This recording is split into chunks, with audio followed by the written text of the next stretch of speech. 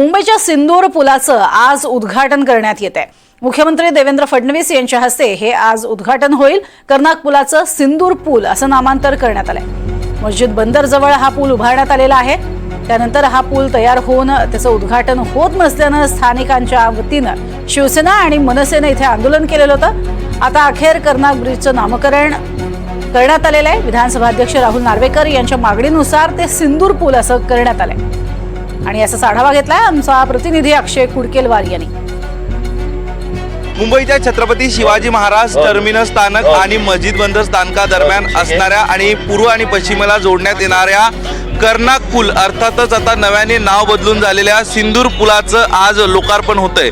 2022 मध्ये हा जीर्ण झालेला कर्नाक पूल पाडण्यात आला होता आणि त्यानंतर हा पूल पाडल्यानंतर त्याच्या बांधकामाला सुरुवात करण्यात आली होती। या पुलाचं आपण जर बघितलं तर 342 मीटर लांबीचा आणि यासोबतच 15 मीटर रुंदीचा हा कर्नाक पूल अर्थात सिंदूर पूल बांधण्यात आला। 2022 पासनं याचं काम जून 2025 मध्येच वेळेत पूर्णत्वास आलं होतं आणि यानंतर या पुलाचं लवकरात लवकर लोकार्पण करावं यावरनं राजकारण देखील तापलं होतं। शिवसेना उद्धव बाळासाहेब ठाकरे पक्षाचे नेते आदित्य ठाकरे यांनी देखील ट्विट करत हा पूल लवकर सुरू करण्यात का येत नाही असा सवाल उपस्थित केला होता। भाजपाला किंवा सरकारला या पुलावरनं देखील आता राजकारण करून श्रेय घ्यायचं आहे का असा देखील प्रश्न उपस्थित केला होता। यानंतर महाराष्ट्र नवनिर्माण सेना शिवसेना या दोन पक्षांनी एकत्रितरित्या आंदोलन देखील केलं होतं।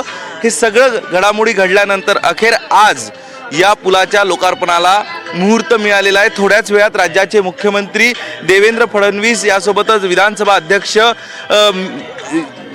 राहुल नार्वेकर यांच्या उपस्थितीत या पुलाचा लोकार्पण केलं जाईल। या पुलामुळे आपण जर बघितलं तर मुंबईचा PDMLO रोड अर्थातच मुंबईचा ईस्टर्न एक्सप्रेसवे ज्या ठिकाणी आहे, ईस्टर्न फ्रीवे ज्या भागात आहे, या फ्रीवेकडनं मोहम्मद अली रोडकडे जाणारी जी वाहतुकीची कोंडी आहे ती कमी होणार आहे आणि या ठिकाणावरनं छत्रपती शिवाजी महाराज टर्मिनस जे मुंबई महानगरपालिकेच्या साईडची त्याची बाजू आहे त्या ठिकाणी जायला, यासोबतच मोहम्मद अली रोडकडे जायला, JJ हॉस्पिटलकडे जायला, काझी सय्यद मार्ग, रघुनाथ महाराज मार्ग या ठिकाणी जाणाऱ्या वाहतुकीची जी कोंडी गेल्या काळात होत होती ती कोंडी फुटणार आहे आणि या भागातला प्रवास आणि वाहतूक ही सोयीची आणि सुखकर होणार आहे। त्यामुळं अर्थात उशिरा का होईना या पुलाचं लोकार्पण आज केलं जातं आहे आणि यामुळं एक महत्त्वाचा जी वाहतूक महत्त्वाच्या मार्गावरच्या वाहतुकीसाठी नवी सुविधा उपलब्ध केली जाणार आहे।